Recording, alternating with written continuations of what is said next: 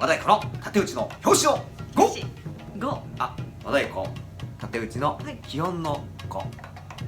の表紙。はい、表紙ですね。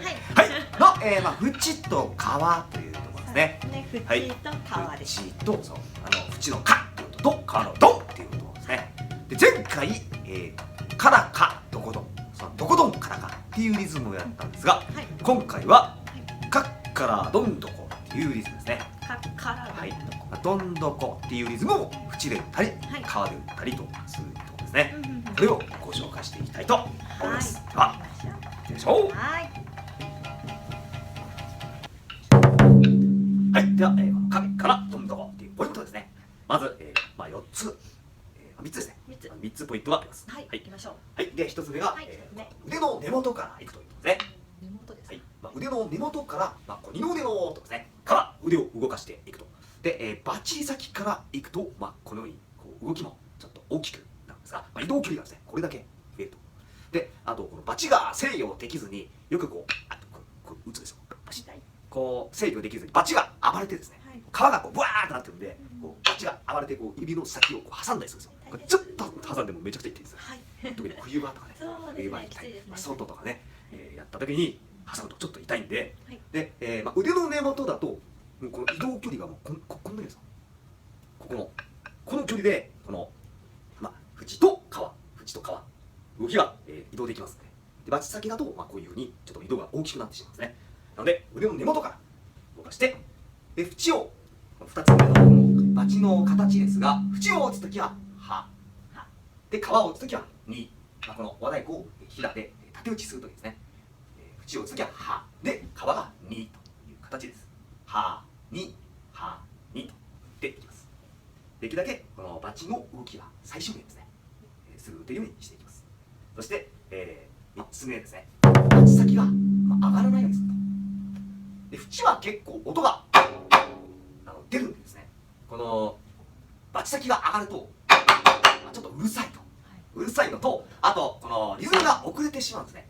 バチ先が上がってるとバチ先と縁との距離が遠くなるんですね。これぐらい距離があるんですが、でバチ先が下がってると縁とこのバチの距離が近いのでそのまますぐ打てるんですね。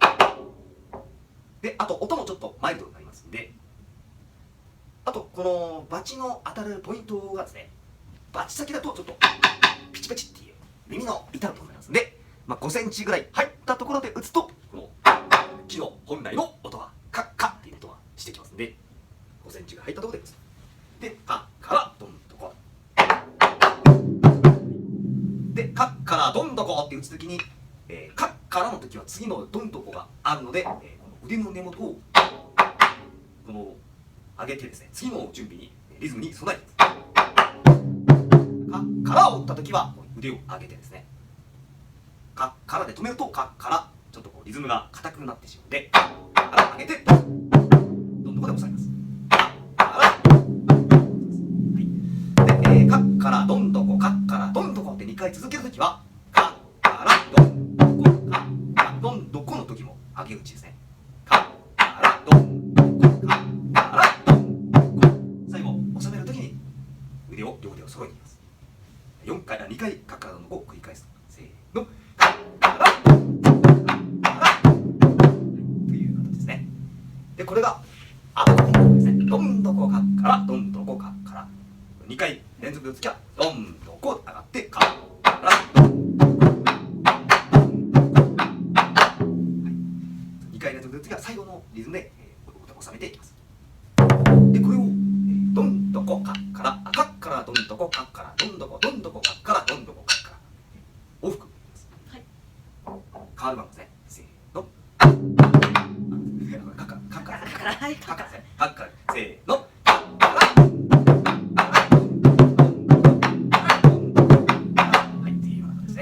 このリズムをそれぞれ片方はドンとこカッからドンとこカッからカッからドンとこカッからドンとこで、片方はカッからドンとこカッからドンとこドンとこカッからドンとこカッからっていう風にちょっと掛け合いでやっています。では、私は止めますね。せーの。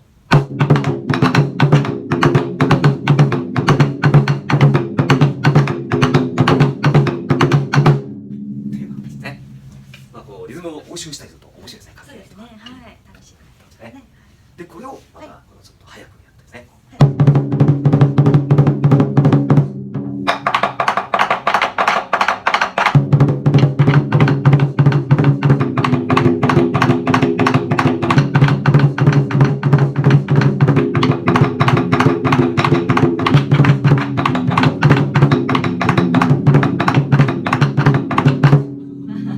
実況です。こういう形で、はいまあちょっとこう早く打つときはリズムが細かくなるので、腕の振りも少し小さいのが。で